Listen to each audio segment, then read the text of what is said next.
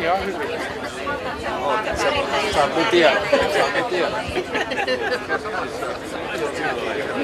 On siellä kuitenkin 11 000 asukasta.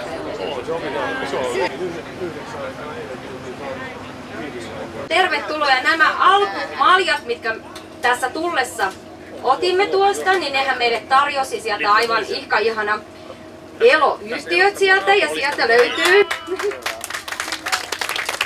Tervetuloa. Kiitos Seppo.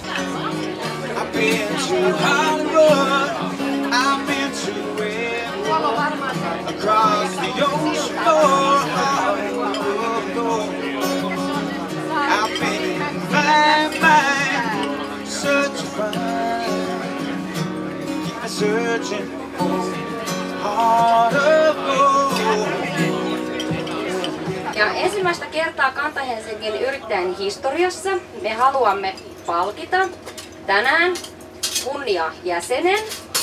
Ja meidän kunniajäsen on Mäkisen Raimo.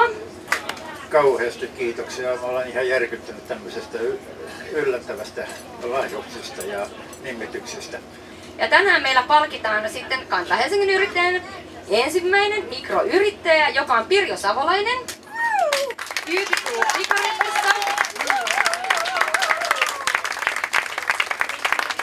Ja viime itsenäisyyspäivä juhlilla sain vastaanottaa timanttiristin, joka tarkoittaa sitä, että ollaan 30 vuotta oltu yrittäjänä.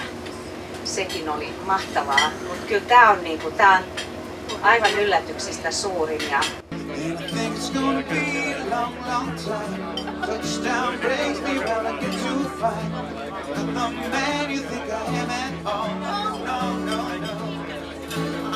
Mitäs sä luulet, nähdäänkö me ensi vuonna? No varmasti. Nähdäänkö syksyllä? Eiköhän. Sikajuhlissa? Ei sikailemassa, mutta sikajuhlissa kyllä. Ja hyvää iltaa tännekin nurkkapöytään. Ja mitäs meillä täällä ilta on sujunut? Ihan mukavasti, kiitos. Mitäs luulet, nähdäänkö me syksyllä seuraavissa syyskauden avajaisissa sinun kanssasi? Oletko viihtynyt tällä risteilyllä? No mikä ettei, varmaan nähdään.